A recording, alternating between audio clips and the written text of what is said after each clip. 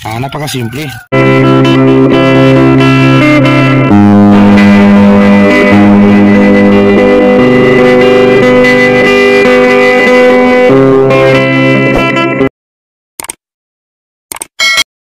Sakto morning mga kasakto.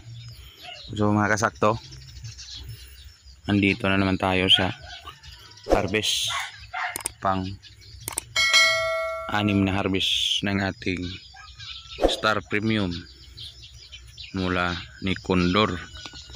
So again guys, tapos na rito sa area na ito yung harvest. So yung nakuha medyo kunti-kunti lang. So ito lang yung ating nakuha ngayon. Yan. So more or less target naman 20 kilos. So sana makuha yung 20 kilos. So marami pa naman natira. Every 2 days yung interval. Pagka raan ng 2 araw, doon pa ulitan mag-harvest. Kahapon nagpakain tayo nung nakarang araw. Nagdadamo. Tapos nagdadamo. Sumabay na yung insecticide na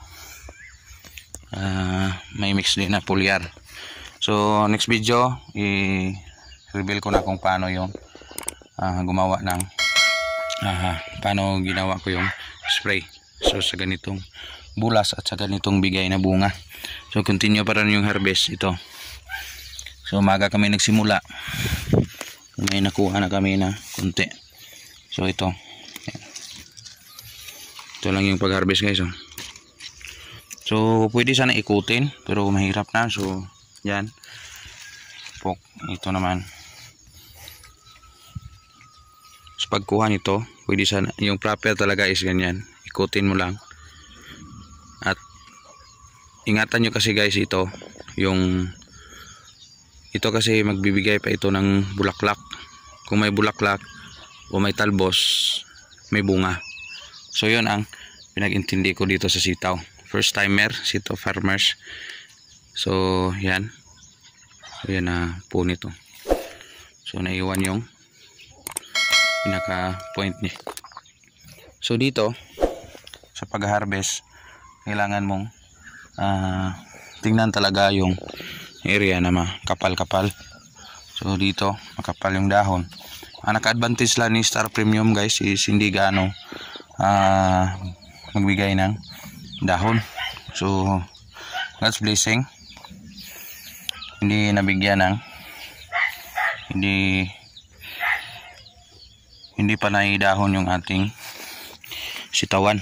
So yung yung bigay niya na bunga is angkop lang sa kanyang dahon na binigay. So yung dahon niya is hindi ganun kasukal. Bilis rumami. Simula tayo nagsalita yan. So biglang dumami. Sa kabilang linya naman, yun may nag-harvest din. Yan. So kanya is marami na din yan.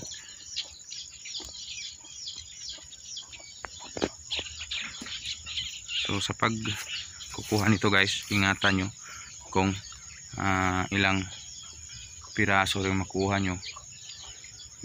Kung marami-rami na, ilagay nyo na sa tumpok dito. Kasi kung mahirapan kayo, baka mapunit yung sitaw.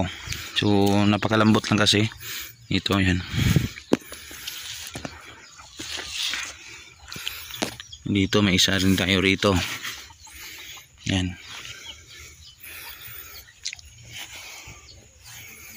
So sa pag-harvest guys, kailangan makita nyo ng mabuti yung mga bunga. Kasi ganito, nagtitirno lang yung doon sa talbos. Parang doon sa talbos lang siya dumikit. So hindi mo na makita kung ganon ka malaki yung bunga. Ngayon ito nasa lupa, ni iba sumasayad. So advantage yung balag nyo na mataas. So ito yung nakarang harvest na to, medyo malaki na. So So yung bala guys, kailangan talaga yung bubong. Requirements talaga ni sitaw yung bubong. So pag-observe ko kasi marami yung bunga sa taas na ibigay. So nito, marami, hindi pa to pwede. Next harvest pwede na to. Marami to next harvest oh. Yan. Ito pa oh. Yan. So dyan sa area na yan. So kapal-kapal din dito sa taas, ganun pa rin. Dito may niiwan pang konti. So ito hindi mo makita yan oh.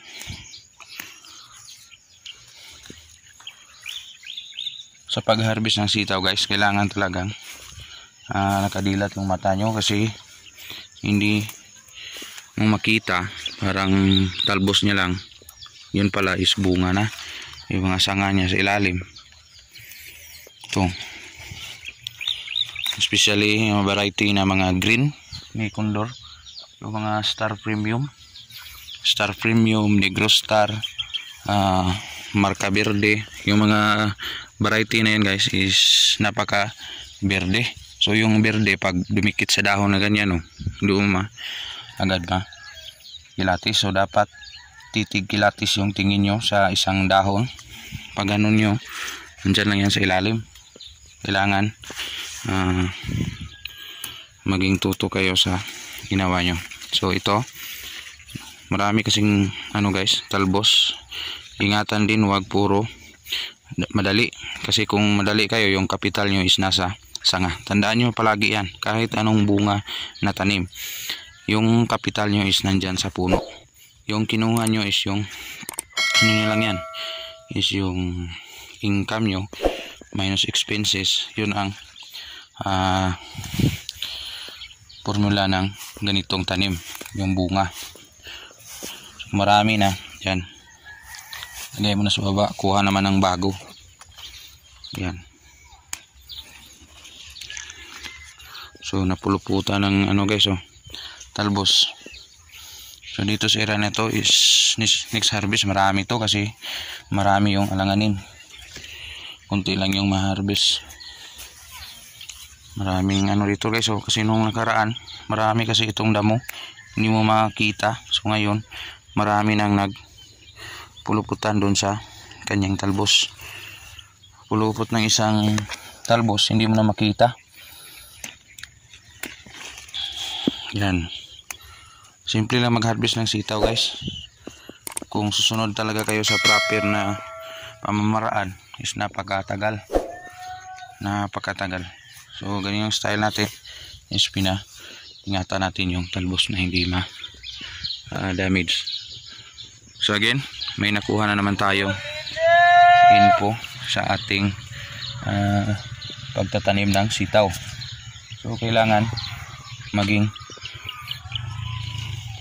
masid kayo sa ginawa nyo kasi sa pag-harvest guys is napaka silan. Kung magalaw mo yung isang bulaklak, matanggal na yan, times 2 times 3 yung mawala sa inyo. So yan lang muna, kunting update dito sa ating area, Canlaon City, Negros Oriental. Magpasalamat at still magsasabi ng kailangan sipagan lang ang trabaho araw-araw, ang sa ganon sa pagdating ng araw may harvest din tayo sa ating tanim. Ingatan, alagaan, pakainin ng maayos yung tanim, nang sa ganon continue yung harvest. A few moments later. So sa pag management ito sa harvest guys, siyempre rin sa routine, ibandol ng 20 kilos, more or less nasa 10 kilos lang siguro kasi yung consumer dito is kakaunti lang. And then good news sa ating ginamit na insecticide, napakalaking tulong kasi ngayon zero yung pinsala ng uod. So guys pansin nyo, bumalik yung tunay na ganda. So dapat talaga mauna tayo ni peste o insekto ng ating tanim. Pwera lang dito guys ito wala talaga itong lunas. Ang lunas niyan is kawali lang. So dito guys sa ating tanim may mga hindi nakita nung nakaraang harvest. So ito for segregation. Yan, hindi kasali yan. Para na lang ito sa mga buto-buto. So maganda din to guys sa buto ng karne, kung may karne, kung walang karne. So pure na buto lang yung gulayin o ulamin. Maulam kasi ito guys, oh. Ang laman ito, yung buto. Back tayo sa ating classification o segregation time. So mga kasitaw, sa ating sitaw ngayon, na-notice natin na lalong gumanda yung quality niya. Tingnan nyo, pagdating dito sa market, napakataas, mataas na mataas, at berding berde pa. Yung mga puti-puti minsan, ito, may mga kulay na puti na sa ilalim, ito hindi ito matamaan ng araw. Kasi yung ating tinaniman, bago lang natin nalinis, sukal na sukal yan. At bago natin natanggalan ng damo. So, pasakto, tapos na tayong mag-harvest ng pang-anim.